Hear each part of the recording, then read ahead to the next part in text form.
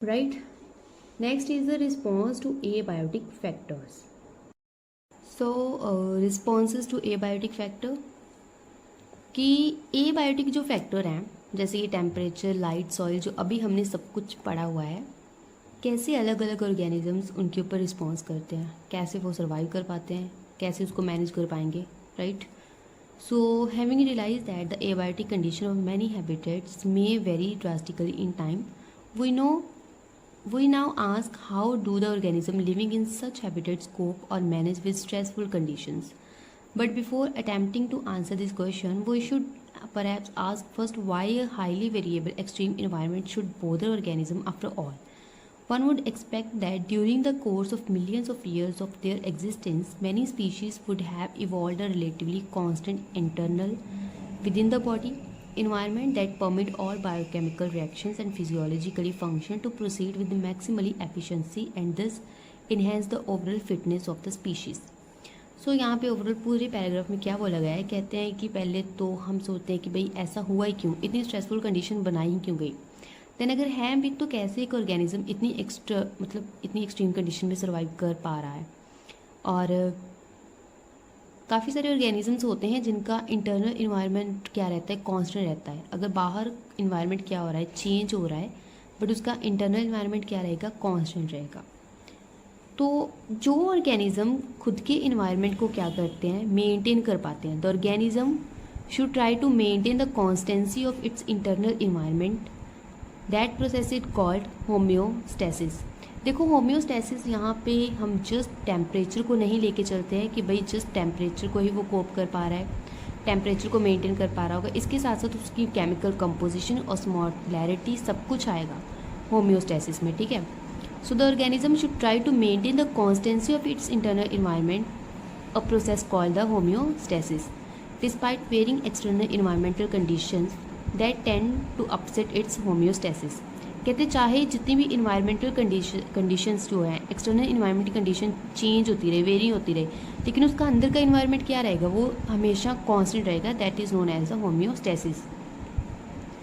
ऐसे जो मतलब देखो यहाँ पे एक ग्राफ दिया गया है और इस पे 2010 पे एक क्वेश्चन भी आ चुका है जिसमें ये कॉन्फॉर्मर्स की जगह पे 1 नंबर लिखा हुआ था, रेगुलेटर्स की जगह पे 2 एंड दैट इज़ 3। तो उन्होंने ये पूछा था कि ये 1, 2 एंड 3 क्या है, राइट। सो उसकी जगह पे वो लोग ये भी कर सकते हैं कि भाई इस जगह पे क्या है और इस जगह पे क्या आ रहा है, ठीक है। तो ये भी याद रखिए कि that is the internal level, that is the external level. Internal level देखिए ये कांस्टेंट जा रहा है, बट एक्सटर्नल लेवल क्या हो रहा है, चेंज हो रहा है, दैट मीन ये रेगुलेटर्स हैं जिनके अंदर क्या होगा, मतलब एक्सटर्नल लेवल क्या हो रहा है, चेंज होता जा रहा है, लेकिन वो उनका अंदर का सिस्टम पूरा क्या है, वो कांस्टेंट है, that is known as the regulator. But वो जो कि एक्सटर्नल लेवल के अकॉर्डिंग अपना इंटरनल लेवल भी क्या करें, चेंज करें, that is the conformers. And कुछ ऐसे होते हैं जो पार्शियल रेगुलेटर्स होते हैं, वो क्या करते हैं, पहले तो एक्सटर्नल के अकॉर्डिंग अपना इंटरनल चेंज करते जाएंगे, बाद में वो क्या हो जाएंगे, कांस्टेंट हो जाएंगे, इंटरनली क्या हो जाते हैं, कांस्टेंट हो जाते हैं।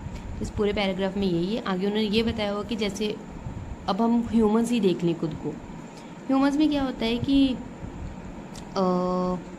Late us take an analogy to clarify this important concept. Suppose a person is able to perform his or her best when the temperature is 25 degree Celsius and wishes to maintain it so, even when it is scorchingly hot or freezingly cold outside. It could be achieved at home, in the car, while traveling, and at workplace by using an air conditioner in summer and the heat in winter.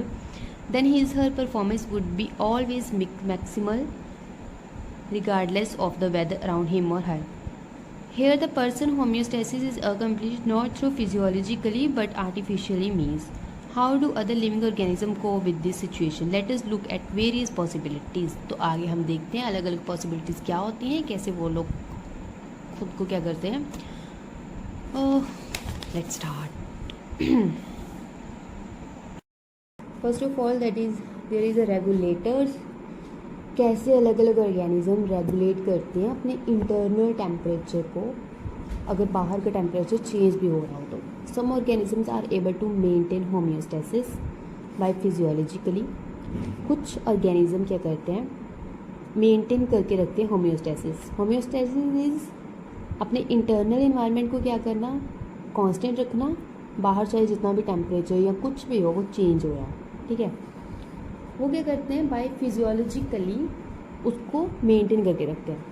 But यहाँ पे listen, just not by the physiologically but some time it's behaviourally also, behaviourally वो also क्या करते हैं उसको change constant करके रखते हैं। Means which ensure constant body temperature, constant osmotic concentration etcetera. जैसे कि जितने भी बर्ड्स एंड एनिमल्स हैं वो क्या करके रखते हैं कि बर्ड्स, एनिमल्स और few lower vertebrate and invertebrate species are indeed capable of such regulation. और इस रेगुलेशन में क्या क्या आता है, thermo regulation and osmo regulation. मतलब थर्मल मीन्स टेम्परेचर को रेगुलेट करके रखना, ऑस्मो मीन्स अपनी ऑस्मोटिक कंसंट्रेशन को भी रेगुलेट करके रखना। Evolutionary biologists believe that the success of mammals is largely due to their ability to maintain a constant body temperature and thrive whether they live in Antarctica or in the Sahara deserts. The mechanism used by most mammals to regulate their body temperature are similar to the ones that we humans use. We maintain a constant body temperature of 37 degree in summer. When outside temperature is more than our body temperature, we sweat profusely, the resulting evaporative cooling, similar to what happened with the desert cooler in operation, brings down the body temperature. In winter, when the temperature is much lower than 37 degrees Celsius, we start to shiver, a kind of exercise which produce heat and arise the body temperature. Plants on the other hand do not have such mechanism to maintain internal temperature. यहाँ पे ये बताया गया है कि एक human अपने आप को कैसे अडेप्ट कर रहा है। अगर बहुत ज़्यादा गर्मी है, बहुत ज़्यादा समर्स के केस में क्या होता है कि हम प्रोफ्यूजली स्वेटिंग करने लग जाते हैं, उसकी वजह से हमारा जो टेम्परेचर बॉडी का वो मेंटेन रहेगा और हमारी जो सरफेस एरिया जब वहाँ पे ऐसे स्वेटिंग होगी तो हमें क्या मिलेगी, कूलिंग मिलेगी। इसी के साथ अगर बहुत ज़्यादा कूलिंग विंटर के सीज़न में हमारी बॉडी शिवर करने लग जाती है, ये एक टाइप की क्या है, एक्सरसाइज है जिसके साथ हीट प्रोड्यूस होती है और हमारा बॉडी का टेम्परेचर क्या रहता है, मेंटेन रहता है। बट एज सच प्लांट्स में ऐसा कुछ नहीं होता है, तो इसीलिए प्लांट्स के केस में भी अलग अलग मैकेनिज़्म होते हैं कि वो अपने मैकेनिज़्म के अकॉर्डिंग कैसे सर्वाइव कर पाए। उसके बाद हमारे पास आते हैं कन्फर्मर्स। कन्फर्म के अंदर क्या है, ओवरवेलमिंग मेजॉरिटी क्या है यहाँ पे, 99%। मेजॉरिटी के अंदर कितने percent, 99% animals and nearly all the plants. देखो मैंने बोला था रेगुलेटर्स के अंदर प्लांट्स नहीं है, बट कन्फर्मर्स के अंदर प्लांट्स हैं। मतलब जैसे बाहर का टेम्परेचर चेंज हुआ वैसे ही अंदर का टेम्परेचर भी क्या हो गया, इनका चेंज हो गया। So nearly all the plants can not maintain a constant internal environment. The body temperature changes with the ambient. Ambient is उसके आसपास में जो भी चेंज हो रहा है, राइट। एम्बियंट मीन्स उसके आसपास में जो भी चेंज हो रहा है उसके अकॉर्डिंग क्या कर लिया उसने, अपने अंदर का इन्वायरमेंट भी क्या कर लिया, चेंज कर लिया। Ambient temperature in aquatic animals the osmotic concentration of the body fluid change. Aquatic animals में क्या होता है, उसकी ऑस्मोटिक कंसंट्रेशन बॉडी फ्लूइड्स की क्या हुई, चेंज हुई with that of the ambient air. जैसे ही उसकी बाहर की जो एयर है वो चेंज हुई वैसे ही उसके अंदर की क्या हो गई, ऑस्मोटिक कंसंट्रेशन चेंज हो गई। Water osmotic concentration, right. These animals and plants are simply conformers. वो जो अपने अंदर के इन्वायरमेंट को बाहर के इन्वायरमेंट के अकॉर्डिंग चेंज कर लें, that is known as the conformers. These animals and plants are simply conformers. Considering the benefits of a constant internal environment to the organism, we must ask why these conformers had not evolved to become regulators। कहते हैं कि जैसे regulators के अंदर internal environment क्या रहता है, उनका कांस्टेंट रहता है, तो फिर ये जो कन्फॉर्मर्स हैं वो why that not evolve to become regulators, ये इवॉल्व क्यों नहीं हो सकते रेगुलेटर्स में। Recall the human analogy we use above, much as they like how many people can really afford an air conditioner? Many simply sweat it out and resign themselves to suboptimal performance in hot summer months. Thermoregulation is energetically expensive for many organism, क्योंकि thermo regulation जो है वो बहुत ज़्यादा expensive होता है बहुत सारे ऑर्गेनिजम्स के लिए. This is particularly true for small animals. But thermo regulation वो पर्टिकुलरली किन के लिए होता है, जो स्मॉल एनिमल्स होते हैं, लाइक श्यूज एंड द ह्यूमन बर्ड. ये इम्पॉर्टेंट है, ये अच्छे से आप याद रखना. Examples, right. This is particularly true for small animals like श्यूज and the human bird. Heat loss और हीट गेन, ये लाइन बहुत इंपॉर्टेंट है. हीट लॉस और हीट गेन ये किसका फंक्शन है, ये है फंक्शन सरफेस एरिया का, right. Heat loss and heat gain is a function of surface area. Since small animals, जो कि स्मॉल एनिमल्स होते हैं ना, उनका क्या होता है कि स्मॉल एनिमल्स का जो सरफेस एरिया होता है उनके वॉल्यूम के कंपैरेटिवली सरफेस एरिया बहुत बड़ा होता है. Since small animals have a larger surface area relative to their volume, they tend to lose body heat very fast. इसीलिए उनकी जो बॉडी हीट होती है बहुत ज़्यादा क्या करती है, लॉस होती है. व्हेन जब बाहर की कंडीशन क्या हो जाए, वो कोल्ड हो जाए very fast when it is cold outside. Then they have to expend much energy to generate body heat through metabolism.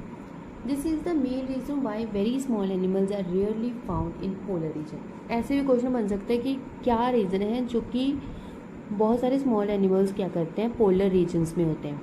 ये भी एक क्वेश्चन ही है, क्यों भाई ऐसा होता है, बहुत सारे स्मॉल एनिमल्स वो पोलर रीजन्स में क्यों होते हैं, बिकॉज उनके अंदर ये सारी प्रॉपर्टीज़ होती हैं. During the course of the evolution, the cost and benefits of maintain a constant internal environment are taken into consideration.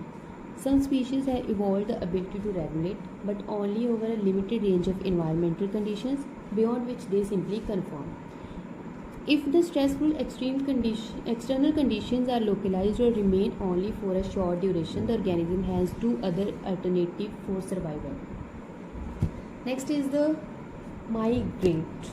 Right, अब हम आगे पढ़ेंगे क्या, माइग्रेट.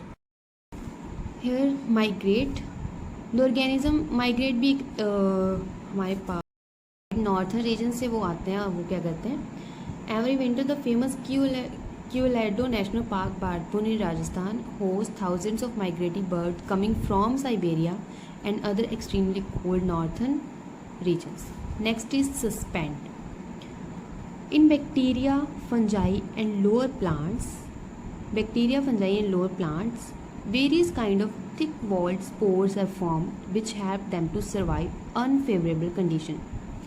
ये क्या होता है कि जैसे बहुत सारे छोटे bacterias, fungi and lower plants होते हैं, उनके जो स्पोर्स होते हैं ना, उन स्पोर्स के ऊपर क्या होती है, एक थिक वॉल्ड स्पोर्स होते हैं, ताकि जब तक वो पूरी तरीके से ग्रो नहीं कर पा रहे उस टाइम तक वो क्या कर रहे हैं, जो अनफेवरेबल कंडीशंस हैं उनसे बच पाएँ. Formed which have learn to survive unfavourable conditions.